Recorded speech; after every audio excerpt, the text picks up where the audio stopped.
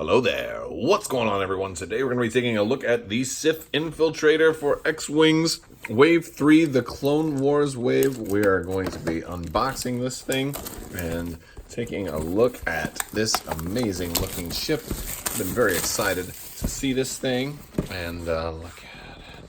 Oh, it's so pretty. So pretty. Let's take a look at the box. The Sith Infiltrator. Wave 3 is upon us.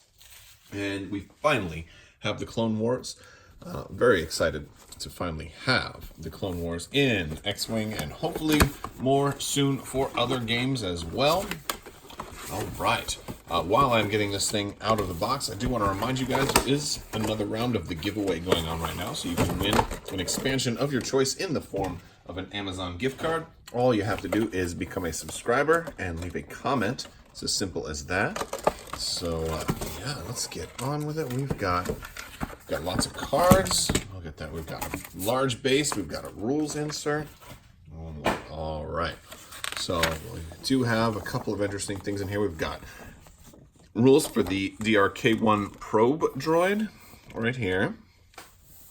We've got purple actions. We've got strain tokens, devices, solitary, all kinds of rules that are in here. So, we'll freeze frame on that a little bit later when we're looking at all the cardboard and the cards.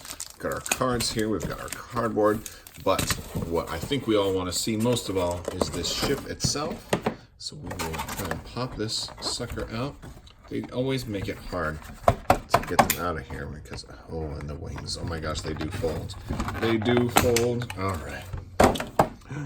Look at this. Oh, yes, we have green in the back.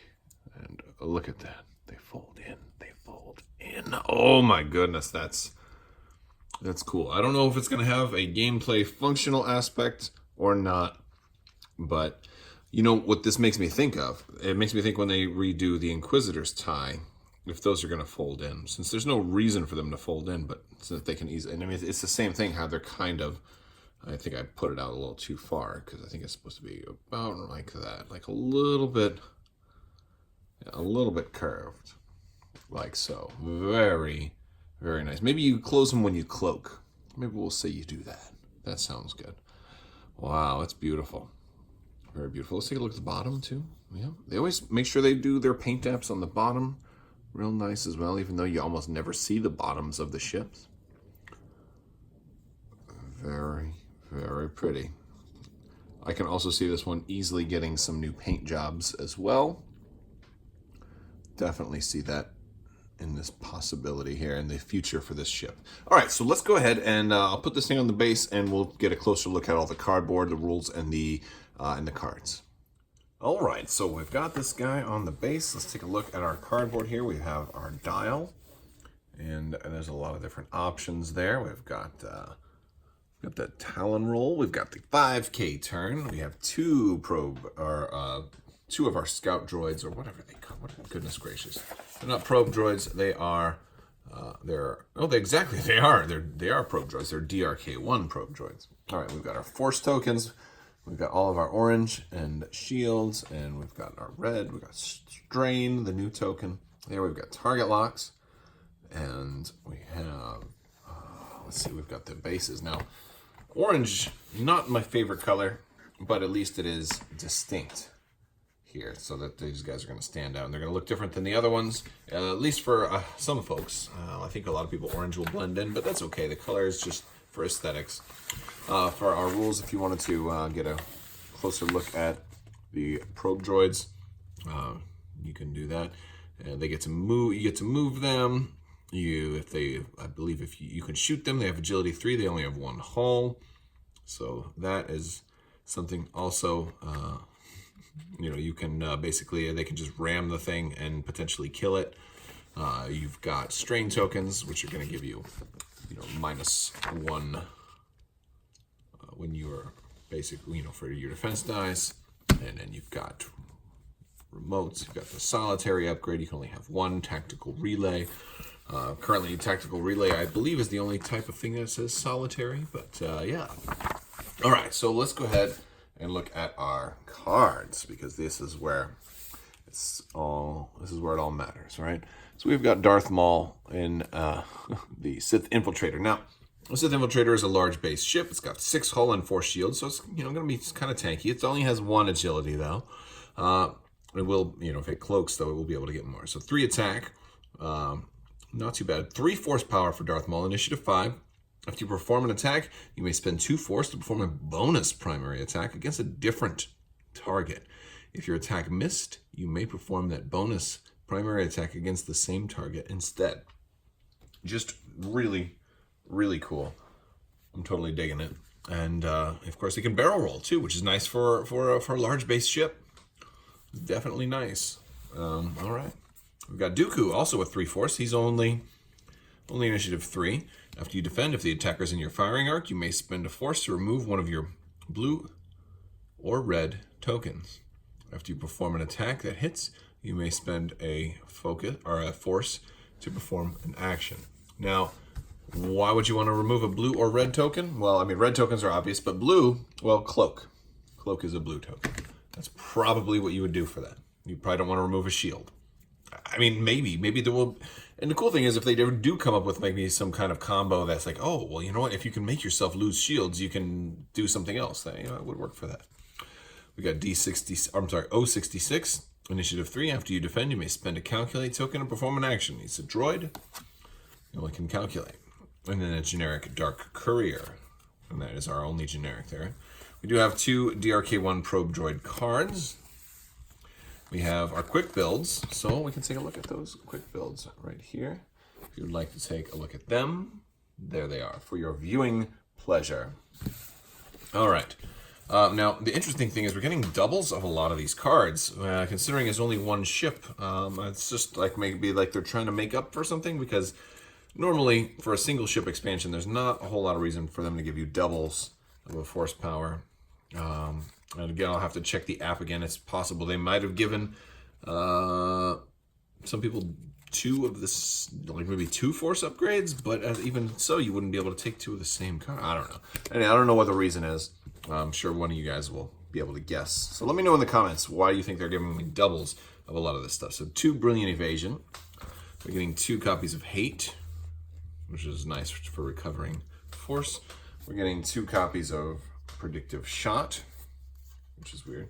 But only 1 Advanced Proton Torpedo, 1 Ion Torpedo, 1 DRK1 Probe Droids. Now I understand why there's only 1 there, because that's got 2 charges, so you can drop 2 of them. We've got the Heavy Laser Cannon, we've got the Ion Cannon, we've got Tractor Beams, we've got Chancellor Palpatine. Again, you can get Chancellor Palpatine in the ARC 170 or here in the Sith Infiltrator. He is available for both factions. And it seems like he's meant to work a little bit more with the Separatists or with dark side characters, because, while he's Chancellor, he's not bad. Once you flip him over to become Darth Sidious, he's going to allow somebody to be recovering force and gaining stress. And, granted, he could work, he might work well with Mace Windu, but I think he's going to work a little more better with like somebody like Dooku. Speaking of Dooku, here he is. You can put him on a ship. Before a ship at range 0 to 2 rolls attack or defense dice, if all of your force are active, you may spend 1 force and name a result. If the roll does not contain the named result, the ship must change 1 die to that result. Really, really cool. Kind of like old school 1.0 Palpatine.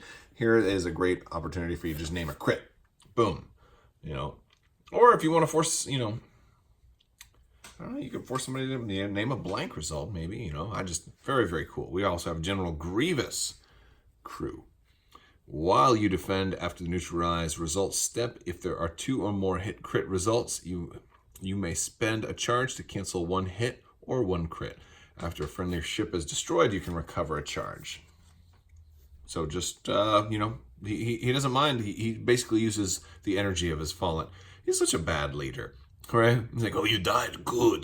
General Kenobi. I'm going to throw my friend's leg at you. But, sir, I'm still alive. I'm going to throw your leg anyway. All right, Novice Technician. We've got Perceptive Co-Pilot. We've got the Seasoned Navigator covered with Italian dressing. And then we have our our tactical relay here that is separatist only and solitary. K2 4B.